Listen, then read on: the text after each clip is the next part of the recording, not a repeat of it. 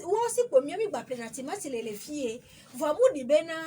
et anigban les miens les miens copé au muré anigban les togoville da anigban les pali memodi et les amuzu copé et les chevier et les monchen et les ele gbonyi la nyoro kope et la nyoro kope et les afanya les bless bon mi jagba la donu do anigban di dopo et dia amobra be enga ke yo la sauve tonwa e yem le yosio doa e nde chan le duami okpabe de couverture de moulé alors et assurance de moulé alors banque de moulé ke les accompagner agledator do nous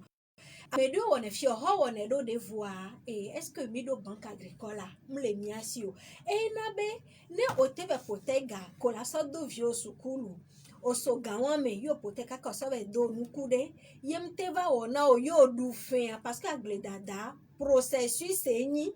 ela te wono nyore sibere ke mate wona o no ve do perte alobe on pondé pepe le okoa c'est fini après on do rendement e gomme be e gawafion yene fi ke gawafion le a prochaine saison on ba jate do no ke on de pe ngbala si o ke yene fi ke de pe mla si la se di on ba te we que venez des banques agricoles de les accompagnamo alors assurance de les pour aglédateur doa ne mi la balé blanchité de la vie benyachan et nous dia kokokola na ke mi la so doa semea a de même non et bieje de kakufon bieje ve o la va to na mele vibe on balé ça de me bieje o le pa nu ke le joa donc a mi politique agricole a mi la gba trop po mi la mi mu hia be de edi bajo ma gba na po de nu yake amede le vote to na mbe munya yo gba le funwa ma umudo ejuabe ediba no jagbesi agbo next jana eji jana ati o hlena wa betan eyi na vana igake voabe mate se gomede ke yovo wa owo kakaye yo duna nu gudu ba tina ni kako gba se kon na gbe ma alors owo ne kaka gba do ne gan vi me na mi gba fasa na mi le fia be mi to mi buenti po be wo be politique agricole eye we be o te do na nu kaka be po na to ke wa efio be na solution le mi anigba le miasi ma uve mianu ne diangba le jana mi do mu cho anigba ya jo levo mfifi mi ya plo mi jo le brade mi mtele donu je no le jo le kope mi jo le se mi jan ku o le lowe adola umi ara dona umi dans la où mi eblila de donc on est trop buta me sointi nous ke yovo wona ase wenyo kana va ken va roger chankwa be nu nyere nto be ni won to le be culture sur sous serre mo glonya wansa ngbatro le vedike tam nye le vevere e nyade no le glanzere kaze veze to an tam nye be do na to be na mi contrôle répéter be culture sous serre yade technique a do de be ni enanabe et l'envie que weduna et amakpan vio wa sebe o va do fruit no alo o do légumes et l'envie que duna no wa nous osro vio wa o mle ja po we o et ton kusu mle ja dunu no kakala ovo et ji cham le ja va ja kakala va ovo yo la be et va ko le benu ajo et si wu wa chan technique beni et nous ke la no si wa pe ni be ezone no fu no fe gbe mi nya be na et amole wo énergie solaire pata donc à forage viré pour la dila de lofunu ne gouvernement doué beso et pekeme milaje adomagba wa mele togo vitu kuyoa et nyamele via mkano di blibo bena nyawo ke mi le gbona o l'avait dit espère aussi bere ke ni mi le dakwa o va dit na espère o alo do ba kunu me ko alo o la gba ve dit espère le et afide kakala kolova lava doa bogamia ba glede to le bon fifi o da di we po la accompagner ne projet wa we kwa adomagba wa mele do amekio tout est question de what revoir politique agricole à Nobel brest magba tro no funu ke mi agnobe egbe ni so amere le to no be amia chan économie se venir le gnobe fifi anu ke nto gba le ble no ni be aglede to gbogbo ri o fifi a o le préféré be wa o culture de rente be soja ko do no viol ni ke yo la sae egala yi ube yo wa da blig be ko to ke ma mu hia be fifi le wa pompo na aglede to chan be ni bi adole umi le jwa me wa chan wa to le onya kengbe mado nyantiare nya vivere ole bio ke mado nyantiare o pofike ye amelevi fifi jen so be emia wa no dondo home eni culture sous serre ko na nya devitolo nglone ego magombe kuna drene ne no di sato afino le Togo c'est oui amume préfecture de l'amour et ça dit amour blo ko to Oli abado beto wan oje wawa me wan nyagba région Akposo ojo le funu trova plateau me to si bo ja takpa me be funu wa alo oli abado beto kaka ise to me be funu wa no po leke ma una loko gbono trodomio la environnement ke funu wa no po ke be nya popo do a mina te to nu saison tout bon pour na be saison normale la voilà ba te to de comme saison le funu que il y avait bien culture sous certain donc nous qui no pas qualité que les tout le monde nous on a le agbo si be ne obe ai si ba ti possession va pas di nene ku no pa ni gwan ko le wasi le funu voilà quoi be ameko di be a tondo di tu de fie si be you a was be aglebe no tu ma apa on jo ile ke alo kaka yi la ni ba pa o ja no le aba be to a funu la ko bebe ko satal bere pe ni na o sana ko klo le lo me satal be fermentoire ba be to adi no lia ojo le temeja yo lia to ale izade o pa ole po le fo no ke nti me gbon mo ado nbe volonté be yen kwa ejroe allo ejroite jronyo be yen egbe ke mi le a no le se bo be du don no to re be le na ko jue ku pacha mo le kopere me be le pera gbe da ton ti ado le ke ma gbe da to be nya dia do nyang po pe ton lo be allo ke gbe covid be nya la ba et ministère du développement à la base on va ben mana ko tu ku 21e siècle on laisse en quel temps on va pour le ma ko tu ku to mais agriculteur avec question ko tu a mate daou et ka le conclusion mate da ma glebe da do agriculture de survie pour bien survie coup de be ko me ko ben du ko entola da va bi la home implique be douane te na pardon la sa vie la oleke et ni de vraiment yam no kopere me po mu le eji ya nto la ne ho gba lo ane ho no va o ba ze be godo po yo ti kopere le funu si be hwe egbe afunu ba si aba lo kon fi ke fichi ale gbe le funu aba lo kon di o beta me won so ipo ikeka be se o fe le di laje ke ngbo le jan fun me ha o ta ni no do na ti ma ti le fun ke ne edo gare me ha ke to bo la dure kwa jafi fi ko me le gbon va si ba do ba kon di on va trouver la coupe moi di fille akpo meji kope do le fun nene ka mo do na ti ma ti be wona edo na gare me ha ke to be hun ja gbe la so fe la fa ni ba si me le la gbonu la ne ho gan ehun ti ko ja gbe va abi tu ma agbantan le ko ja dro so kope me lo kaka la ba moto do an mo mi kope o me o la dro kaka gbe aze mi jambale game le gba se mi jamlo kaka la dro ba moto la ba di hun la so ba la ba yan ba si me alo la so ijoda me alo aso yasiko di na le afunu opo ne ba ya dudu o so fun na yin le fun ko ne gbe ba pu wa tro so ku wa tro ba do saison bu me ke o be mi do problème de conservation tiens muni be bu na gari mo ndo le se timati ndo la no di kule le Togo do amodo timati la fide pe le Togo wa gari me na yen ekpo na kado afide be aglede to so na ko ta kunangbe awo timati gari we ta nyen kai be no yitali di pomodoro nu ko ple na ba mi ona wa magic yo so one o e be industrie han le o la nya to la te be diver nyo be nya no so kasi ke mle se wa ko projet lo na nya so la bojo 800 milliards de fondation et mi a bien be ple mi on avait juju de guerre awa nous là nous on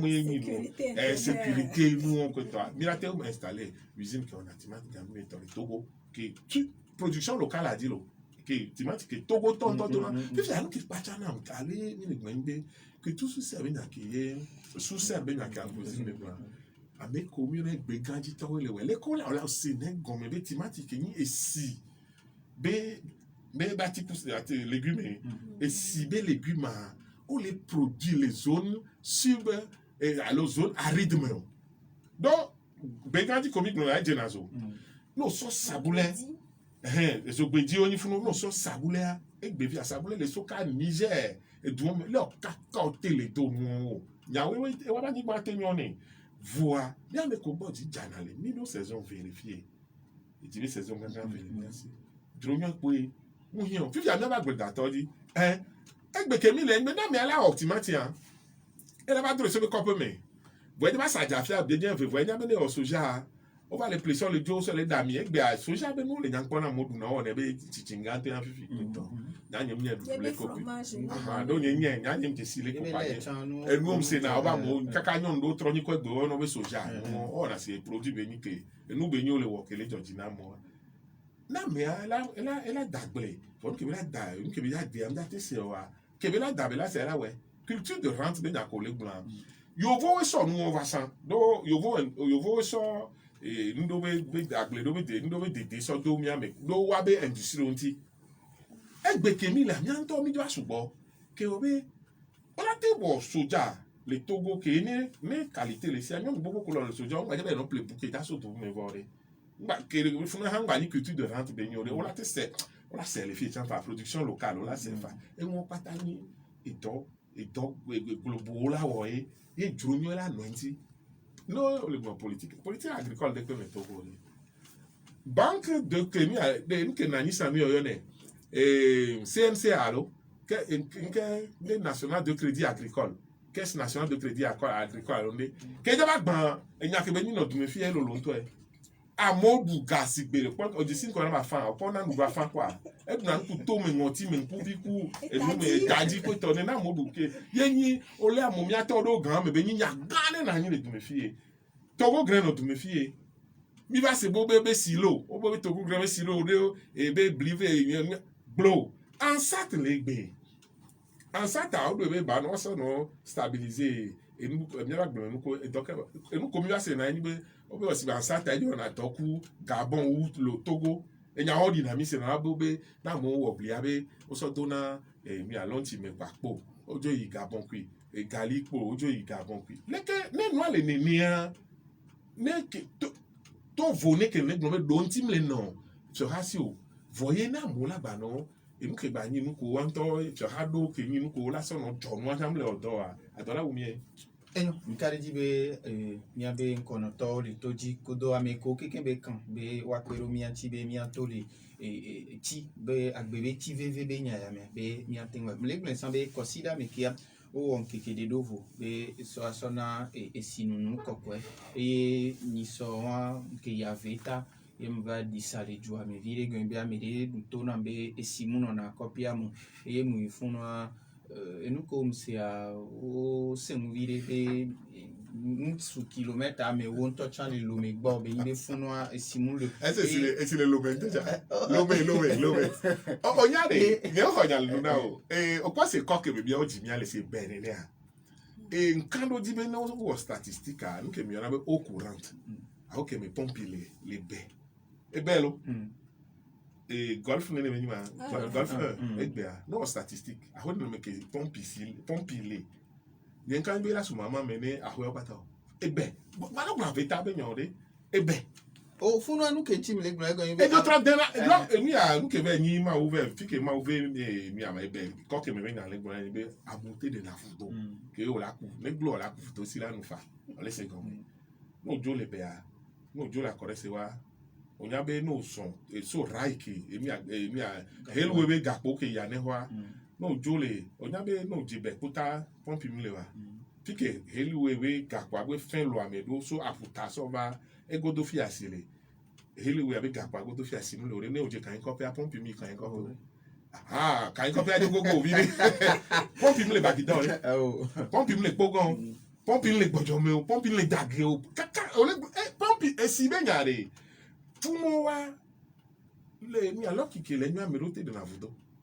fike o me de na vudo se aveta ko le gbon po be lo me be Togo be jojo me le be ola pa ni gbagbaja ola po togba bang lagunera wa e o tokun e ko idi ke obe no la de vudo le fun odora ba ka laguna be togba be niveau ke ngola to si popo tokun to wa vudo di ina to nto o te de mecha wa nyemyo ayi aveta inyaji be pota to vudo ina to be pota wa vudo jinu adi afanya vudo ye le blobe o amole ameko mtoko ko le blobe e simula medo ete va de forage a chane be o kuivire o so dara nyi sigbe nkeke tonenia agila eva jana kwani le gomene o be amere to be son sana mu le monto be ozana sitono amefe engbe zandona la clo et nous kuruto donc après voir les et nous me kukudo mia oglona mi be si le mia bani gba gome vire si vire le ani gba gome mi etania kento chonso pe ami sokudo e sibe nkeke antia e yi fun vire nke ola gbe e si le mia bani gba mi nyore va mia do no du siba ya le e do am raison esiade ekpata mnyona nu ekpata mnyona zanzan nyem kpɔ le dɔn wɛrɛ kpekpe dzi o de ko biom doa eye be ɖo ŋuti mle nɔ ɖo esia okpɔ kpɔlenu ke ye papa na wa ke srɔ̃ sa na nu le mɔtoa ebe forage ye le yewo si iyo ve dzina eye hã wove dzine tsã do iyo ame tɔmbi o ole kpɔa wove dzine ye vua ne yewo tatia eva dzena kɔ anyi yewo va kpɔna baba anyi kɔ le gɔme nɛ esia etina dzi vi ɖe yewo va zãna egɔme nyi be forage ŋutɔ tsɛ wove ɖe le niveau nyuietɔ edɔwɔ ko wa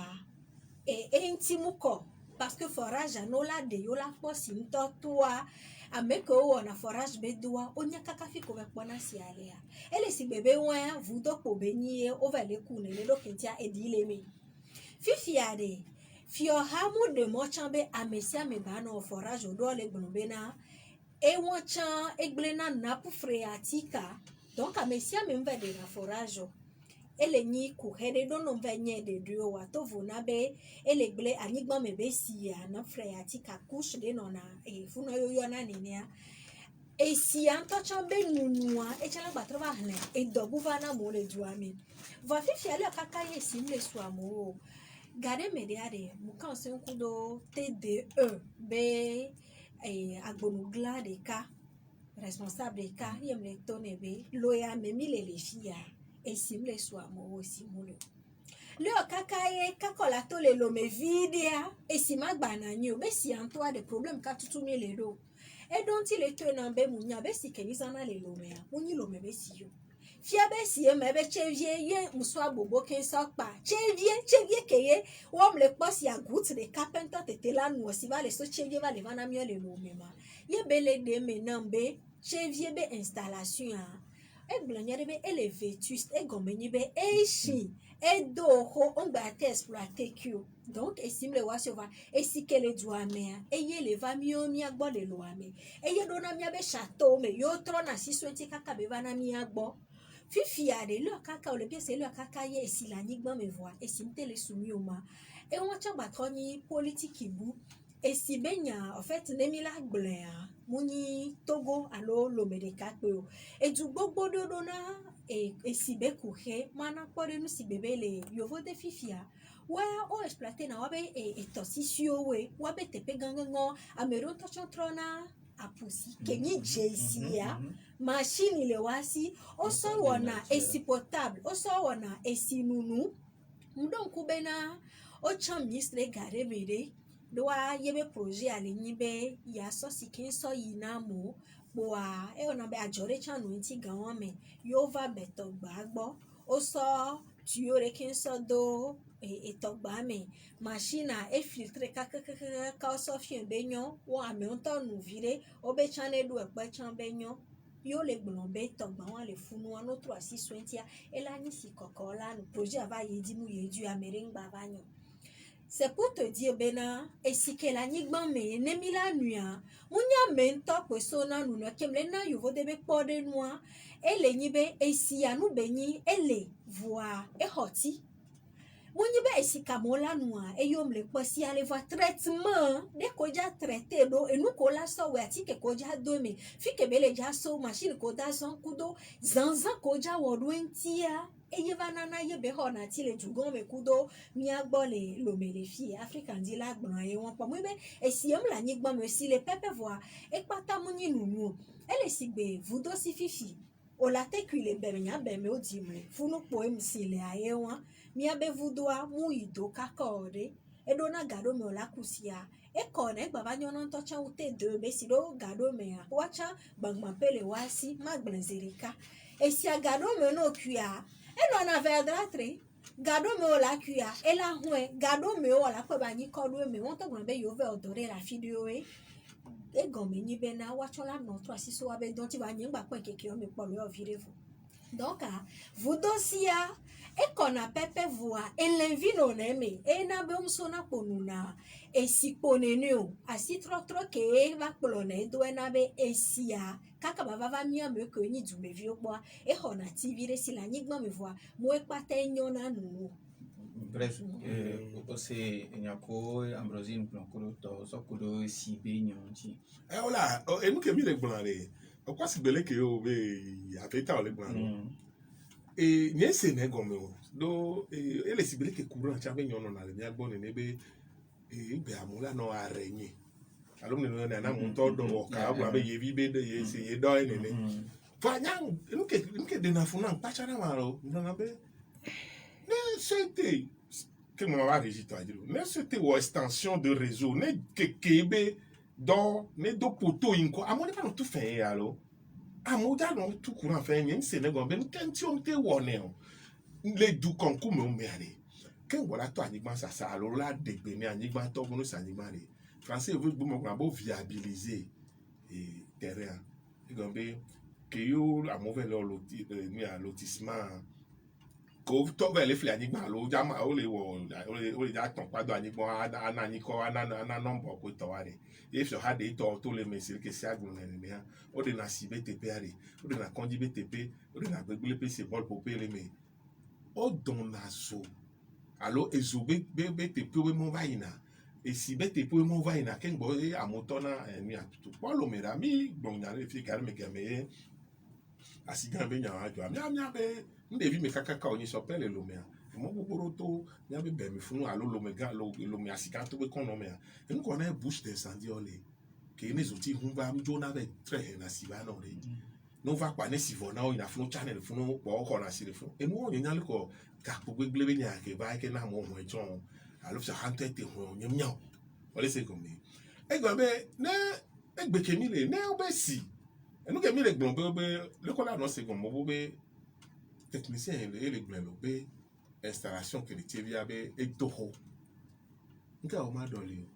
o le se gomia nka o ma doli e o e mi le priorité be nya e le ko anticipation ko akpon ko be nya TV nya do ko be mi na vacances les TV les années 80 mais no pokon le pompide non fi que le na me ko TV a de sifi a to ara kon ko me keken lo gamen le blanc ça no do TV no to davia ho de pe me keken kwa ma wo li ba sound no na video blanc na ga ma sa wa po la po pa funu na be davie mondi kaka le ba do wa be rond point que le fi que kondi ko kwa no wa quand go là il ba ko c'est douane le funu fi ko va en direction de bureau de douane vidéo le funu pompide non moi to le funu no pokon le funu mu ina vacances le TV ga me année 80 be nya le blanc le kola no le château do gan le monde nous le TV no de TV a nya le blanc no do fi ko le monde nous a fi moi c'est le bateau pe alo jo yo le ja le ngoche moi château do gan le funu le collège c'est puis 10 ball le funu le château avec la bébé installation le vétu sur la dredo alo le TV be asibe nya le me se karacha be sibe nya le de funa mo e go ba amo be kuna sido na e ta flache e papa sie nya no anyi nka no jibe na ba na nyi le mi ga mo do si électrique et nous ni les produits de première nécessité organisation tout le temps nous on tient les melo donc o gba dun do po chan voyer o la no so victime électrique pa for village so na wa e yen kan be di mo la no o le se kon mi e gbe no so ni so am to e le ko bona ma govina kon di ho a que o le fi parler des autres de marque patron ko no bo ja so tro ne viwa mo to ba fi lo ni so a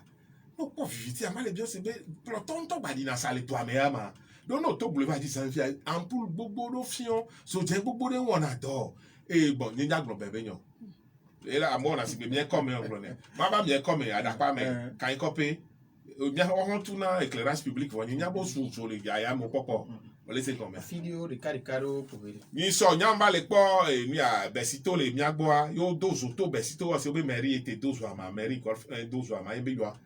fi chance ama ale ke be rura no akona ama se o ma tete o do viviti ke blana le funwa o ja Ambrosine o be do me afunwa ma tete to funwa zame e won ni nya ke o be e si be nya ke me le glo ya pode no ke na san o le kaka afeita no yeni dira mu yi jemeni ngoche no je ngoche barrière mo ke na to wa no so mo ya copere mo jo ne be jemeni mu yi copa me gare me e gbe cha funwa chon tron video wa gare me ha no pasi ka mo na le funwa la bi o be le ke o fi ko la nya ba dogbo nya ba o glo ma gbe to en adaptation ha il faut la nya le ba gbe to en adaptation nya we e si wa ne ko mi no kwa ne nya to chon ve no Vous êtes cano bon bater na men kaka je bien compisi antanjo isra na wa de ne ke ni ko chance lo me to ne ne mi dai homo mi musiwa ka hono fra mi la tumia e la defo wa fi sare o le gbo bo si la yigban me nke na mi le de to bio ke le wa de ma so téléphone quoi si vede ko le gben e si be nya fi sa fi ko be don polo mi ya wore me la kole se wani so ko si do tocca mi no kwa adrude le si aben come voa o le ja si nu tocca mi o le cuido si nu tocca mi o le cuido muni be de o da le o la so dare be la ja kwa jo la su e be si nu tocca mi o le cuido voa e no we be si ma no ave ta go be ni so am di sale ju am vide amero le gno be vudo la we do mi ya we de kare kare me vudo le voa no ko si e veje e ya a me gan o de le gno na be parce que be autre problème ya fide nu jiji le funu gbo e ya to a vivide be o be yo to a be homme de be to yo forage a même chose si bere ko le glen san ni e wa we be fifia a me cha me ba le kusido apete me o le sa pure water o la bio do ko se be pure water e be nyima ne be no a rosine e le hito le chanva na mi gbe eya to ni fani to dia opo we de ke emi ti asi wona dem le mi asio solution le pepe mu le wa eye va le nyewe la nature a horreur du vide que yesi amu le médiaté noa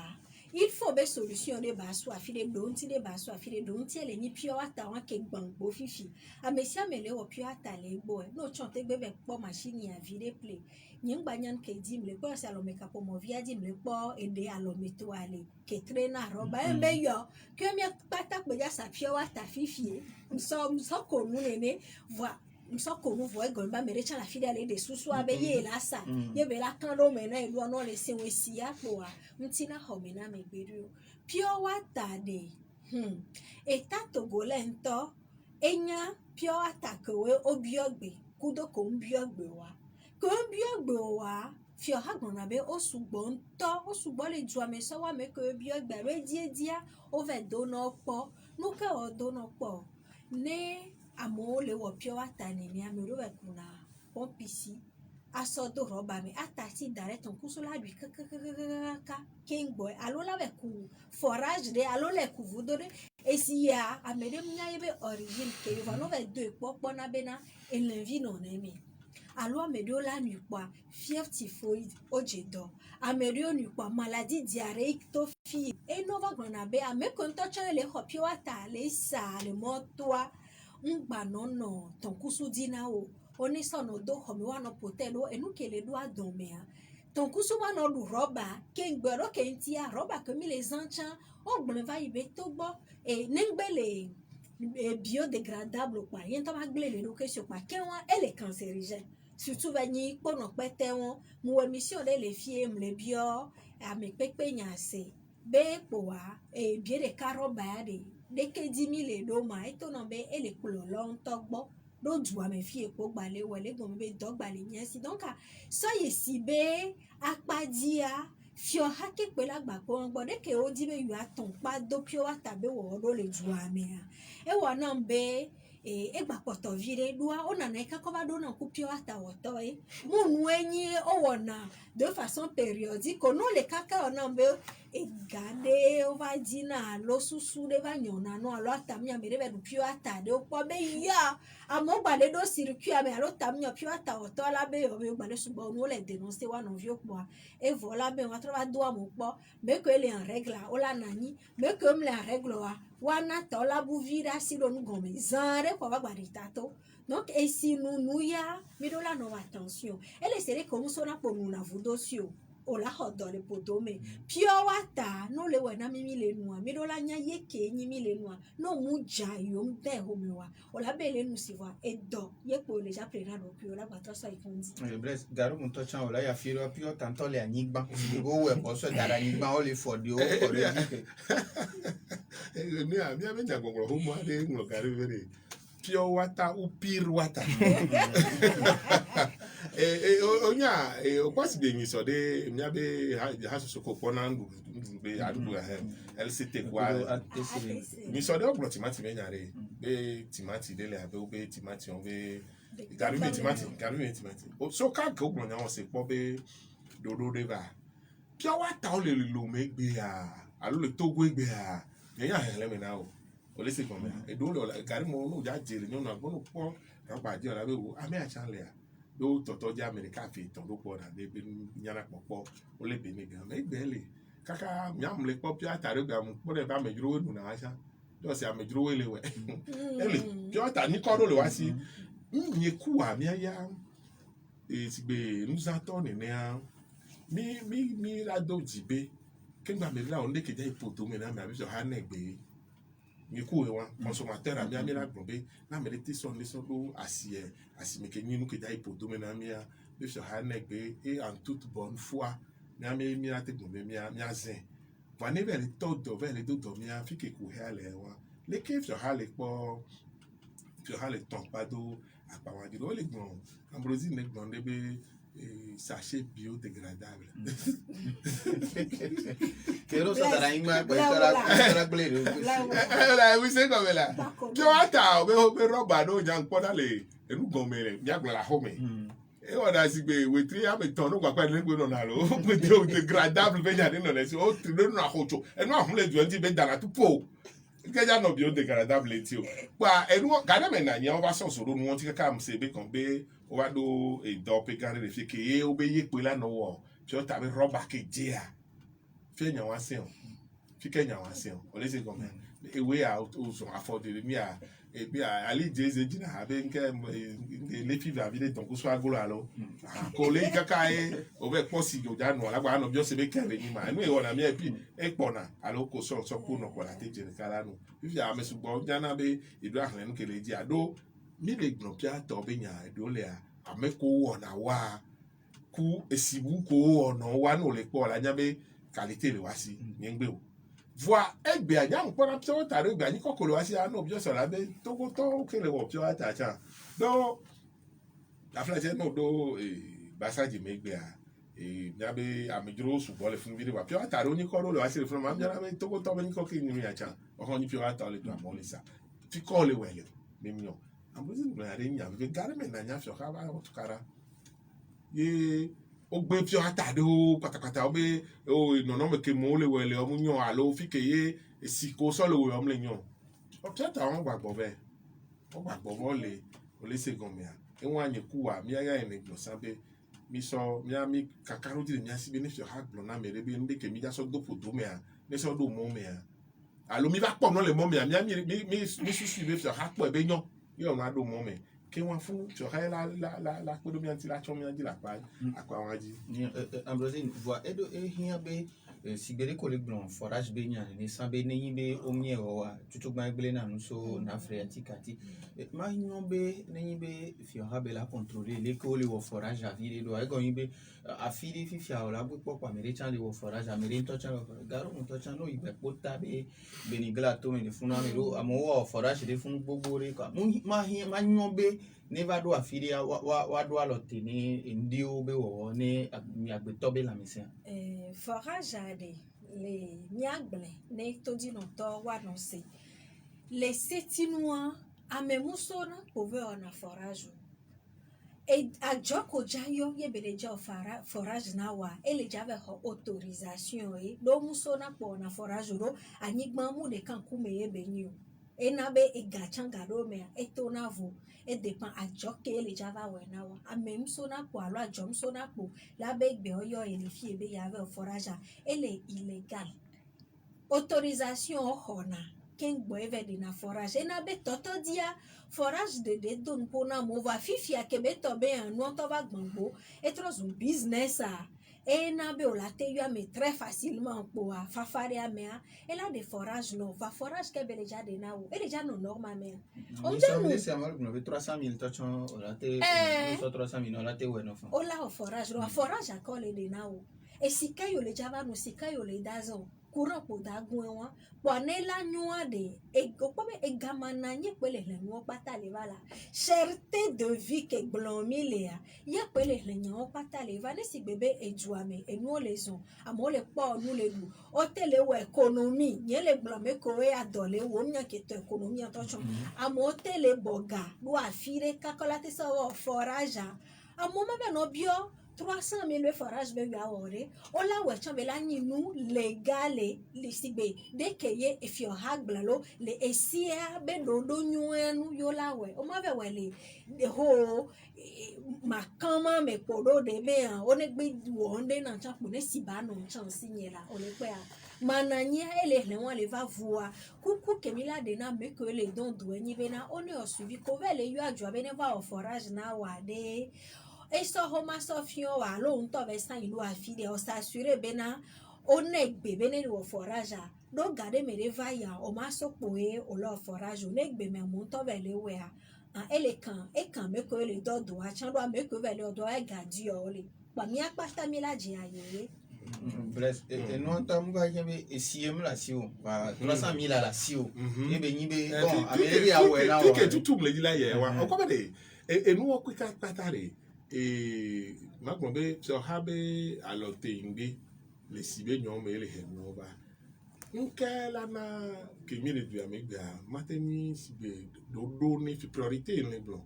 Mais sur habe wa extension de réseau régie extension de réseau, c'est 700 milliards de kemi le dit là sur nous pour émission dossier courant be extension mais à sorte de courant encore à dossier encore mana écoute non tu trouves où mieux donc egbe kemi le na me avec la file que si nous le wa amene comment on y a mis tornado no mi dona no mi ona no mi ona va ne pentom to si l'inconnexion que o bena me avec la file que ni have so copy la file et nous tout bon to que bon ya posi donc si ande me ya ko ya te so to haro copy do magle copy am wa le so egbe avec bo so ati ya lo hon pa cha be copy na me o gba le bla hon pa cha lo le bla bon kwa to chan si kolati o ne maçon de va do beton na o ba da na fe ibu na abere kun so ko so da fe ipo si ko so da ne ke wo be esibe nya le kwa nke wo ye o le dun we sira ni me le to ko nke la wo mani dodo na mi be sibe nya courant be nya et ne si ya fidea et là te no la te au jardinage fa ke jo le funwa ke mi le gbon courant ya fide gbe a mi agbo be me koko va funwa depuis que le funwa cha wa to la te plete et nous élémentaire nya ke nya gbo alo courant balo ke fa fidea ni télévision poye a papa de cha pleda ho me a David cha le pone a et tout venu depuis que un porte le po alors o se que le dira plan gomme nya ke ba do fon pe no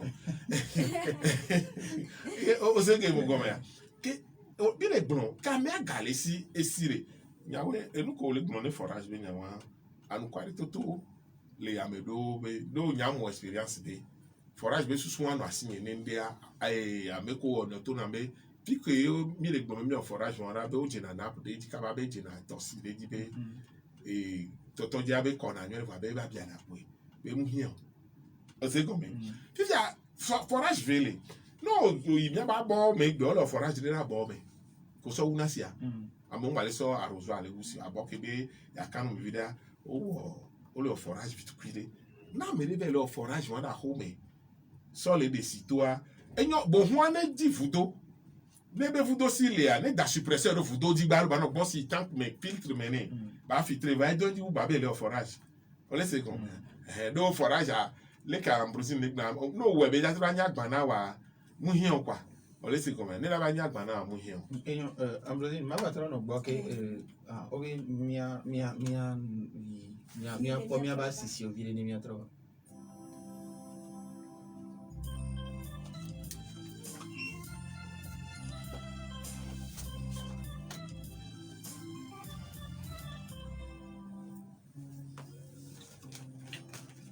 Promotion chez Plus Optique, votre boutique. Combien de minutes de ligne?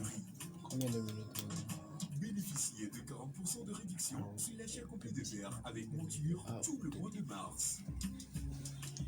Des paires très stylées, différents types de modèles adaptés à chaque tranche d'âge et n'importe quel style. Plus de 450 montures exposées avec une large gamme de choix. Visitez-nous à Ago Limousine, à côté de la boulangerie Opéra, à 100 mètres du siège de Hyundai. Infoline. Plus 228 93 22 93 93 97 99 21 21. Email plus_optique@yahoo.com.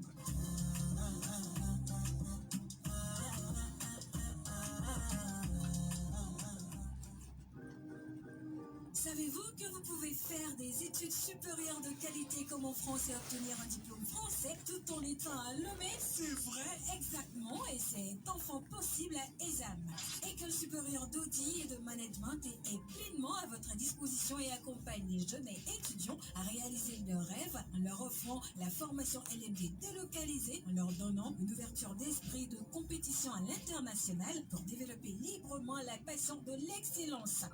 ESAM dispose des filières en expertise comptable, droit privé et public, droit des affaires et des collectivités territoriales, comptabilité, contrôle et audit. Choisir ESAM, c'est garantir l'avenir de vos enfants. ESAM est situé sur l'avenue Nicolas Gruniski, près de l'ancien hôtel de ville de Lomé. Avec ESAM, c'est 100% d'employabilité. Contact 22 21 16 16 90 18 05 50. ESAM, la passion de l'excellence.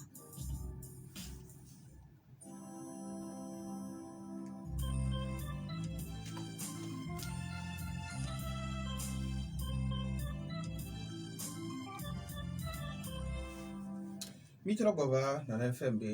kwa melefie e mi le doa pena me coachon le semi avec colle océan FM dile a neho na rosi mkele gno nyale sambe ola ko be château so bole e doa mi magba bon ni so kosila magba be e sibe nyanchi amno aveta be doa mi no la Sophie château doa le chagble so ya veta musu 2 km. Bon, ben, on va assis à mon père pour TDEB installation assis à mon père pour c'est les bio CBD et nous en communiquer avec et nous en zio un chevier et mais et quoi ben mais rien qu'avec moi ben tabu bien ben et bien et ya et nous les vivre n'est be assis à nendi nkeke adengbe alon nkeke atongbe ne avakwa ya ho asibega ye pour les vivre fifiare manyobe esianu de TDE nana mon fatal manyobe wado gavire misibere bless le blessane ni ne wajo amera wo me kekene mia keke mia no play ne mia jo no mia no sinwe atetia oui on a peur enya ya de amo blone ne si be to go be le do gade o yo ne be emprunt obligataire et donaga into biona yele di milliardaire ke amo mobiliser ne o eve donaga voanu kosona gawan so wona eye poe on va donner mena mi tututu be ke yo doga yo so we yo alo no gbun ye tamnyo wa detail wa échappé ma eye poe nyemunyo ne si bebe de ko vele doga wa onya bena projet d'extension de le yo si le ja lo ke tia me que le joa me o hia si nyoela nu wi ba hia si la nu lo o hia si nyoela nu ne wa te no la mi se me wa ba gbe a wa nu e le de no no le me o la projet d'extension kudo ga ko doa oblezande abe e si a do vele je e fe on tuna ne ke mi doga mi so projet d'extension ou etri kwa mille so facture doda moa ola tu fin alo matio ola tu nyanye se kwa ba me de consommer si kaka kakpala gbe matio ola sociane do estene ne pe nti le driame e gomenyi be de mi on to bia be ambition npa ifunu be esi ba so amesi ame ne mbe mi amunyi fio ha mi ame balo fio ha kele diabe nyagbon le won fio ha mu pele susu be esi ba so amesi ame kekeke o si no wa te dewe a kafla munyi amegbalo ba jo enyu ore fio ha ba joye fio hela ododo so te dewe antie fio hela bena yebe talo di no lebe objectif o enyi bena 2022 ya e sido la yi localité a me kekem ne togovilo labe america pe magbano togovilo labe yemu popon pisinu alo afanya olabe juwon merci papa dono pokakabe e signue la ino ye ola no projet d'extension wa ko lewe e gatro le do fio habe gome do kenti ate dewe a chan le nenia e chala gatro no tu e feo we ole pe a to vona le fait be ele wo entebe recette e gala gatro chan ne ke la gatro no tu loa e a jole mi asile fisibe o tie nene ola gbatro no tu e afin do e nous entendez pepe ya magbade mi nous entendez pepe et una taxe ne gbave ni petike yo gbave plus kono vi yo nde pepe kaka saje ni abe courant di bless blessande abe éclairage public be ganto cha 1000 francs 1000 études donc mere kpe baba no na mi si bebe na o le na mi fata yo kafla esi ade mukuku ye mi la de du avec ngbela ni mi nya be esi nyu e popo a e dona nu povo me ko ele plomia wa be politique la ni bena et si bere ko so PND va o la be yo avait dit amour me que mon je esi be nyontia wa va odo les filles va mo ma lo odo klo lo yo re ko odo vire o fi amour elle est si bé et prison break allé bus et on qui va aller au fia moi maintenant c'est alors les fiens moi à me que va les fiens au bas trop jo il va du mais alors voilà donc et si bien pas dit chambles et si bien pas dit cham espère à la fien moi collaté ou a un projet d'extension sur plusieurs années ou à quelques mois quoi ou à jodo ou avec gojo parce que plus on les filles on les dépendre alors mi ya nous engaro wata on les pas du me vieux ya no tu avec fait quoi nous est là ni ben na si bébé ku hedele afido be courant mulewa c'était et il avait doga il avait yagba étendre les réseaux nyawebe ya vla voix et on a et nous un projet alors à moi accompagner le ministère en touchant les lots de bena et dia o on a nous évaluation au Canada bena amener neye si ezolu donc nesi bébé et direct be nous sentoto mbala mo si chonwa projet du allo o on est do de kakabe ton kusube nous c'est bana mo électrique ne wa sokpo nu kwa et si nous a chambe papa lo si nous be nous e chamba le fio hoba lo mi sino wa mateni e wono be e nyamele vi allo blaze fiemi poiso ni la no projet d'extension doa que mi le glonia fiamia be zangera mi to si vive o la no se vivera parce que ame gbogbo o yo na mi so funu gnobe e o si be PV ani ke corona va e to protoa lebe npopopo mi egblebe o la didi si be e gajina mo e gan mi ate de didi si be gaja me gbogbo de o le e kon mi ko yo na mi gasia ga me be yo tu ne be fin o to do aji si bebe de o ja we ne kwa pro et améron to glombe over o pompide yo be comme que du plateau glombe mi on va no kusi que o ma tu fin o to kuku vire kwa a ho me la va ko be o le so do amu be facture dit donc bless ni la moi du plateau be nya que be glomba isan be PVO yo be amu be e si que be glombe na mo pa ko si o mi ma to ngero de ne be la asine ba ko le be la we do oh ngeku agre nkanya mira te ole nbli bo amo o ke mi le o me ka ko mi ado e o pare enu ke de fun le nbli nu me ni be enu ke ja hen ka ba ni so ha alo na jo won voyez no ele si be bio courant fi a ve pe ta me do do kwa no ja bio courant c'est fi ko courant mi yo wa ve pe ta me do do kwa no je dosia e nyo ameko je pa o ta tu ma wo fo na si be yo to e ja no si ani mi nyem do ken o la ve so o ma dare o la va po va po fun wa e amerina de va ju o la va yo ye o la va hon e amedo na me be nya mere ke ni a do la va o ta me be nya ke ni gbo na won enu o jo ni mu ke hia agbeto a le se kon me o po fi ke le ko gbo na ma me po e mi a me ga me nu be ade ma be de ni so le no ha le WhatsApp ti keke do mi bayi be le to ni ministre la fi de be o ngwa no dongbe na mo do be nponde ne gare me bayi di sale WhatsApp di o be le plan na ga alo présentation de vœux be nyare me ne politique to ba le dongbe na mi bebe ne akoda da be ga me mi plan to e ka mi anto e do ya no be la gbo na mi ga me mi d'accord ne be le plan que o te d'accord ne que ajo que tre gbe basique mais asitura me kwa o donzo izangero e manya nya on fifia zangera to ya ohun ja gba mo so ga lo nkeji o be so na bo ne o si be no na alo ba wo pompiade e yo be kuna wa on gba le ku egbo ke wa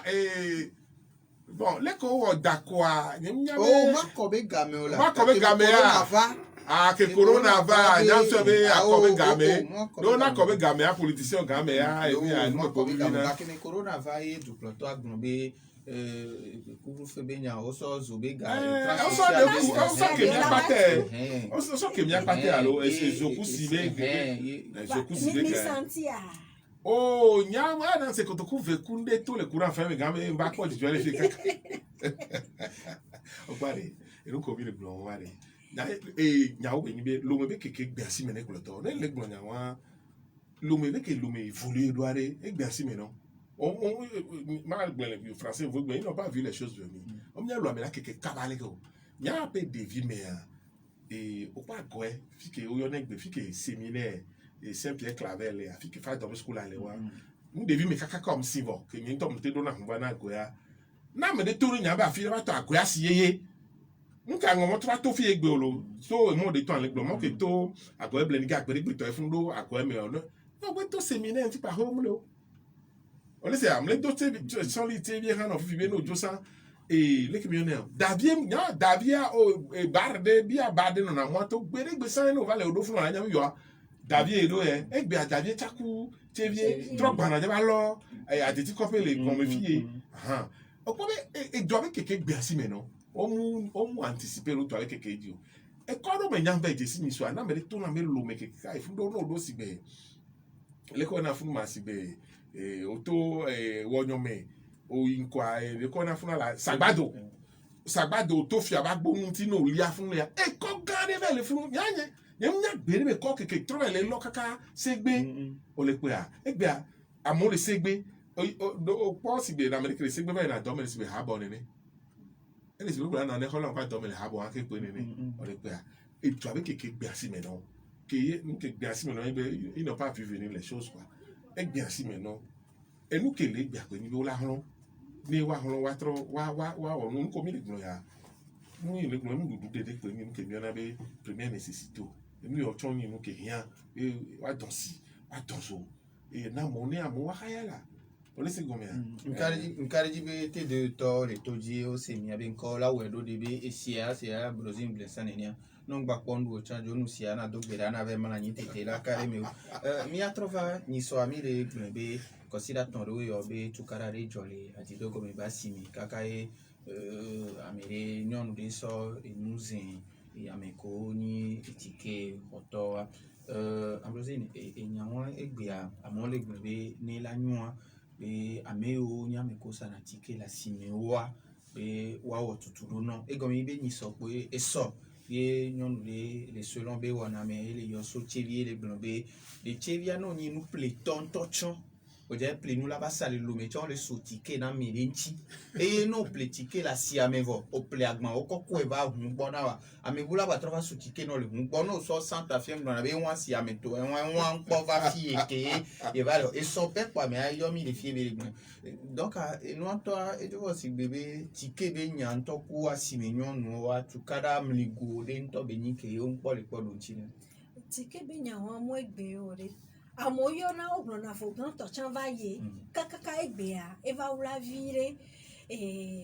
nka ti do gomi asi ye to a eye gbava kengbe chevie to a chan e chan no asi diva ye no ta diva le se phénomène ne e de jona kaka e la vai zandia e de la gbava zandia de la gbava ple do tike be nyamu nye egbe yore e le si be asi grand me chan fifia tike be nyale asi de pe me cloya tike be nyale voa de ke ye over do commune ofifi alo miabe mairie ofifi ye be tobe e won e dipo wa chola no trole na be e gba wale le tukara vivi le va e nous sato surtout nyonu kudo tike solo dobe e nu ke ye joni soare digbore vire poare e nu amajo dua nyonu ke di nu ajo dua ame gbogbodo le gblebe nene poe opo na yon to chafa bene nyonu wo nene benu nde kokokoko ejo voilà nanya ke ye mairie golf set va de toi les communiquer à meanya mpakuri ranye kano dibe onlo nyonu abe tepeo et nous ko va ngona nibe wa kplo wa pata ke e povito o va se wa ben ko alo o va po nu vo se wa benyo o va po nu ke jua ke ngbo kplo ke so ikondi voa et nous ke nyonu awona mewa tike solo akudo gbonuglo wa ogbon kaka beko ke jodo nyɔnu adia nye kpɔ be trace be kpekpe o ke wɔn no di be yava kpɔe alo ya sende alo ya kpɔ ame be di bibia ke wɔn enu ke di sa le video alo nɔnɔmetata ke di sa le miaba lɔme kaƒomɔviwo dia eye ŋuti wòle ke ɖo ke gbala nya be yɔ ke wɔn nyɔnu ya tsã wodo abie ba boe omie ne afi le nua soe kpoa ewɔ nam be wɔbe communication fa yi vi ɖe nua me ɖo ke ŋutia owɔe lo dze agbagba c'est vrai bena le en période de crise nene yo wɔnea e wɔn wɔna communication be wɔgba trɔ tɔ zonu voa ke be tɔ be le mía be dɔ me mi be kuna nu me kpɔ akpɔ ɖa be fi ke tutu ŋutɔ ye enua ve le wla ɖo ma ena be mi va le nya be eya wo gblẽ kaka vɔ ele kpɔtɔ afi ɖe tike solɔ wa ɖe wohiã tutu ɖo ewɔ nam be le Golf Testament tsã wole buta me so nene be nu ŋuti ɖoa nyɔnu ko nyi maire be kpeɖeŋutitɔ alo toƒoɖola wa conseiller municipal ame eveliwo woyi asi ame wobe yewo va ƒonuƒo na nyɔnuwo ŋkpɔ le gamafone ɖo asi wo ƒonuƒo na nyɔnuwo tɔ be wo sensibiliser wo voa nyuietɔe nyi be mi gba le epe abe wetri tɔ̃gɔa me ɖoa ame gbogbo ɖewo nya be ŋkeke nyigbea eye enyi ŋkeke ɖe ɖo vo na nyɔnuwo be dze na be nyakpɔa sɔtoe wɔn di yi nyɔnuwo gbɔ le asime be yewoa va ƒonuƒo nɔ ne wɔn ŋutɔ woanɔ tu amlɔkoe alo woatu abe lɛmpo amlɔkoe wɔn ŋutɔ woatu abe amlɔkoe le wɔn ŋutɔ woaɖokui si ŋgbatɔ be na nova tikan la va nɔnɔ tike solɔ kudo wa nyɔnu alo nusalɔ dome kpɔ nam be to wɔn mea ela kan ɖo me voa ela nyɔ be edzedzia woanɔ tu tike solɔ ɖo tam nyɔ wa pression ke mairie mettre nana wa ɖe ko tutu nɔ ɖoa ela na be woatsɔ la nɔ adãdzi la kpɔ be nyɔnuwo le wɔ sue me na yo wole tse me na yo nyawoe nyɔnu ya ne ŋkpɔ sanu sɔ ɖo fi ke ye be di o wa ne wa be aso tike la tɔnɔ be ke ɖo hu va si amea be ŋkpɔ san ɖe kpekpe ɖo ke tia ehu ɖo tia ŋkpɔ kpe o vɔ la gba trɔ ɖo hu ya xɔme tamu nyɔ wa esrɔ̃ ke be ɖea eye le kpɔ edzi ɖeviwo le funu wòle va nɔ to ne gãwo be ne tu tike ti voa ŋkpɔ ple ademe dzedze ve kaka la no buta be na dɔ evi kɔetɔ alo ŋku togbe ke ba sɔ do eme wa ela de fun vi ɖe kpa tutu ɖo kpe hiã no. Bref, enua wotɔ asi nya ɖe nyi sɔ ke ŋgbɔ ye miabe ezuagbe la mi be ele be woakpɔ gakeme wo la nɔ so tike nɔ ame kowo dzisi xoxo le asime si afɔkpa satɔ awusatɔ wa wote va nɔ sɔ be tikea nɔ si gbe wotrɔ mi kpadzi nena ame yiwo nyi nuɖuɖu satɔ kɔm be woakɔ ŋu satɔ ko wova si mi sɔ wo sa nu zi ɖeka wola te nɔ so wɔ be tikea nɔ manyo be ame yiwo nyi mairie wo atrɔ bu tame so nene maire wo atrɔ bu tame so nene be nu ŋuti eye woawɔ tutu ɖo veve ɖe na woabe ehadɔwɔtɔ. Ole sociologie ne nya ye wa lo o kwa de mi som le gbɔn le fie be ehia be wa de me ne mianɔ ko sana noa be nunu ko va sana nti o so na tike nɔ no tepe ko nɔ na yo ti o xɔ na tike ɖo. ele si wole haya funu. Eyin ɖeka fifia no eve le enyawo godo be mianɔ ɖo ko va dro na agbagbete di na asime tepe le wa si o wa no wɔ tutu ɖɔ ya la be tepe le si o te nu ya nɔ na eva dro na be pia wa ta eleke asi ɖo me anyawo be nyɔnu so ke nya adzɔ ate mu anya zikpoa hedzra ba si me fie tsã nyɔnu be o ɖo na si ɖo gbadzadzi le funa be dawo ɖe le funu tsã de be manœuvre nɔ zãnɔ kpo si be do ɔnana be de tike tɔwo ku ame ko nyina vigile alo ko na sécurité tɔ le asi me wokpɔ na nyɔnu si gbe sukuru to nyi nene be kulibali wo bo nyana ne kpo egbe asimea bac plus wo le asi me ŋutɔ ɖo amewo school wo le asi me bac plus nu le asi BTS ya ŋgagblɔ no do amewo no ŋutɔ nyanya be ke igbea mea igbea me université ke igbea me yo be ke kala Ashton bi kwa be na kɔ ka be adi afɔkpodzi ne xɔ ne gbogbo egbe le asi mea bac plus wo le asi me nyɔnuwo le très instruite wo le asi me ke ne vigile kutike tɔn va le wɔ nuɖuɖu agba la nɔ hɛ dɔdɔ wɔn va fa enu ke nya ŋdɔ ti se ne so le nyisɔ ne gbɔnɔ le fie be so asi gã xoxo wa dzi kwa nyatɔ ɖo wɔtɔ le asi wɔn me anyi so ame ɖe wɔtɔ le asi ame yɔ me de zoblemu yɛ be nyikɔ yɛ la fɔ kama ɖo nyi xɔ nye bebe ɖe ɖo ko wɔtɔ hɔn do asi ame wotu na nu vi ɖe nye nya ke nana wokpɔ na nyɔnuwo si be yoro azi wa dzi o kwa nye se ne gɔmɔ tike tɔ munyi be mi le yanfɔ nyawo lo mba kpɔ mianɔ ya ku ekɔ ame ko wɔ tukara le nyisɔa mba kpɔ ticket to chanku le connaît sécurité to wa miano haja baba haja baba do le obo fui do vo do mbase nya bo fui keti bi me ke fon voyer be yi no gba be vengeance alors wa ne no no nya wa miano haja baba do po photo ado wa haja baba do da fokuwa no le fun bi de Irani Nyabo Amedo Bian, kind of Mayana Popo, not given or Alameda, Media Funua, Ewakaba, a coupe. And look at me, Nigben, Asime be vigile, Kutiketo, am like Bonamiano, Alomia, Yanovio, Alomia, that was be Shukuto Nine. Ye, Mlena or Potter names or if you be, young day or témoignage de Tonambe, Yano de Carre de Nove. Young Glasso Natikena, according to I see my journal. Bem so e danatiki arora yi ne gbe be ko danatiki arora ye ba bia gbere ka be ne he dagalo le gbere ka gbere ajoji ne ma o le se o se ni so amle nyon do yo e jira ngo ba si mi o be dawe de yo do na si le gbajaji fun ye be nke be tuna no jo le funu asi che vie to e ba wa me ko ya si je place o le sotike no gba do ho o le sotike no de ko na o se no go meri o le nyawa meri egbe yin so ko meri o ba so gberegbe nyane le gno nya to ko no asiga ma meri ye ko ba ga mo na nyore meri ya ko ba na nyo onya nya ba si o produit na gas bo kele ne nia sociologique di o to gba na di mi nya ne ya gno kele ne na ne ke to nya ba si o gas bo to na le ti ke be no me a le gno bo ne tu no no do asi wa to mo le te pe ke mi ba no na ye mi ha na to vo ne wa ame que deve druna gagbeje dina sala se me ate pembe le so anyanya bola o no wo po me no ayo hanya wo fifia wa jagbare ticket to a nyenyo ne mi tumi ano ro fo be funu a yu khana ye de na be nyum do la sanu fo kin gba to be fe o ame yo wa so ticket hana de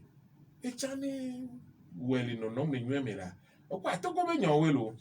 Pone a moni du don no to le fele ke o bu na blura me ko to ji fo o gbon be préposé de l'état oni ko la se fra préposé oni lo do ba le so donné fun wa le so donné fi ha do e nyon mo ya tout tiketi yo la tout fait non wa na no si me ticket ke yo ayo we na no ga kin go play na ticket o to so to ke wo be e nya be asime be nya wa asire ku mo ta fun na nyon no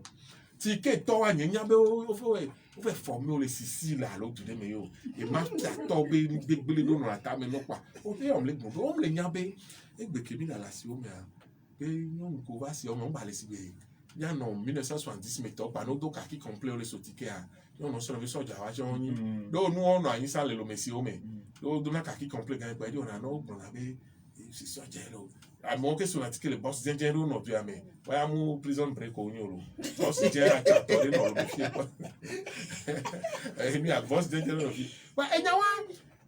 nya no ya be nya me a ba ni do afoku ke joro nya me lo me nyon no acha ni ame ko cha ticket to ku de sécurité to pata enya wa ba ni c'est référence wo si be nya de po wa ti so do wa vivere ye wa to ne Develo a tourné non bere. Non ko le hon le yasi ka le po ba si me no ba sa no a. Faut pas qu'il en rajoute quoi. On va so wa to ba no pe no ko quoi. O le sia. Mi le gbon ticket to, mi le gbon sécurité to. So da ko la si o mo cho hona gale no mo si. Non no be ne o be do agban.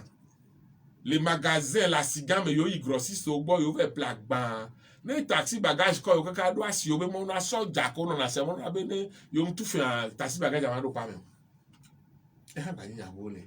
Wa chagba ni enyabo sigere ko gbere ni gajibe mi abe gamia ele jole mi agbo ambrosine consider ya mi ele ni keke de dovo asoti te do yomi mebe eto lele anti o yomi mebe do mi abe le corona be gamia egbere nu vire egoni be ame ko nti be le wa be la mi agbojo vire ke ni corona lewa no nya o wa e la plo jo yi vitu kwire kudo bo idori o chon gbogbali egbeare de etonwa lebele ni abe jo mi regbale si be lebele san ni ke vire kwa la se bu ya mi akebele kwa ekple jo ya o onyabena fioha ne wanywere kwa nyangwela ejagbagba vai do yomekpembe edowanti kaka o communication o pona mu kaka soje enuta toje o wa fish nesi bebe o ikondi o be yomekpen alo nto le kupen tutu bo nwa be no nto le kupen ikondi neve ni yomekpen akenwan o la no na atiki o la no nu voane tobe edu ave se una wa kenwan o la no no atiki o la nu le enu gbo dókítà gbó àlọ́ dókítà bẹ́ẹ̀ pé ló ń ti tó wá gbọ́ ọ̀lànùí ọ̀làpọ̀ réké ọ̀lànùí ké gbàlájọ́ ké ń gbọ́ ẹni sì bèbè ọ̀làhómẹ̀ yé òun tọ̀ ń já tẹ̀nà tó lánàá vọ̀ wá assurance mi lè ní tí o bá ti ké wọn ọ̀lànà nùí wá ké wọn ọ̀làwànà náà ọ̀làhómẹ̀ ọ̀lànùí puisque traitement bẹ̀yìn ọ̀lànà pọ̀ kákàpọ̀ à èdò àlàvọ̀ náà vanefike yé ele ọ̀nà sí o lè contrôler o lè nìní ọ̀nà àti ké ọ̀lànùí gbé sọ ọ̀lànà dí raison à eva nana resistance de miabe lame alo elevia va trona do buke ye duan baba senanu e na le gbon me togo be fiohawa o jagbagba so edowonti o ko gavire do tuberculose amekudo na me gbon be wowa c'est parce que o wa politique ire kengbo eye wa be peronti to partenaire o chan o no wanti le edowan be dadami fifia coronavirus va nyama glombe na mereva le kupem danya ne yo mekpe alo covid-2 donc enti ekpata trozun ajo fito mewenya coronavirus akebeva yo mekpe mingba va le do to etututu ele sede ke ye ke coronavirus va mere ngba va le do to Eh, no vire la ouais, faire ya notre pare ke pa fi ola to o to la ti Ke ne mi ni so gbe da ho no ni ya na mo plodo wa. wala be yo baba di yana mi yo et nous entre les sibe sida be lenvia a me pebe la me belea sida be doachan e yimbo do me vide do ke dia coronavirus va e gba le sibe atike si chambe nya e chan di vire alo kan sa be do so ke coronavirus be doa e va togo be doa me alo me agbo pa kike plogo doa me parce que mi togo de kayo le du gbogbo do me o va so priorité ken sa na covid a ken so ube wa no po e don ko le na mo eje di agbo voa tuberculose kaka na fifi ale mi abe 200 wa nyam le bra ho be kondio fio ha be kondio wa enu an gba le traitement ya e gba le ne be to be tuberculose ya o la pogbo voa yen karo di be na o tun na fe to chan we o se traitement fran manai o mu tun na fe ni o Tuberculose ameni yo mekpe. O po be agbagba ro le o jele nu o melo do gbe a nkan ro be nu gba ni nu bo le ke o le se a ko si gbe abe de bio chan plus be do be nu apa won tan pa do ma bire mi ma so de ko gbon mi ma so nu aku covid we ni o covid ya jo trust ku pore to ri here me keken kere ka je owo to change a mbobo na o egbe ke mi le egon be non le gbon la me se mi yo ande pe le prioritaire ndé pé le VVD quoi ndé pé le VVD fifia mi le na li lo le fi be e o si bebe mi a me pe abe o so ton pa de VVD ni ba to no ambrosine le gbon ya sa do ne yo me pe le wa yo me pe kuku se wu ni npo covid topo ni npo covid topo yo me pe on láti be tan ba ne kaba kaba ni ba ne ke o ne be a do pour no video la to to no tout temps to na le me ko to yawe o brona be loku brono sibe adita ba yo chan be nyawo chan o sibe chan wa nu ke nyaso ya nti egbe ni be didi na fi la ba sibo wa me le tube amogbe na tube ki no yo me be didi nyangba se na nu le ke o we ku nya gbon ti akri pop yo nya cha nyam ke tin check ku nya won do idon yi do kanga ko na ni ba ya ke ngbe covid baba covid a émilé la sileka par Poutine baba par covid avant mi do akpera blessara ke do mi anti mi do akpera ambrosine come joro chan ke eno mti do akpena fo koku e kodo ya sent kojo keno kodo Samuel Kweliwa Antoine tete umeni eyeno apopia godomi do akpena me kochon semia benko les Océans FM les 107.7 ameko osemia benko les opomi les pages Facebook Allo Gazette B et YouTube et page Adjamion B Norbert Jouadi ne pour autre organisant les amia kodo mi omila noju les jukwa mebe enyajojomi e izanle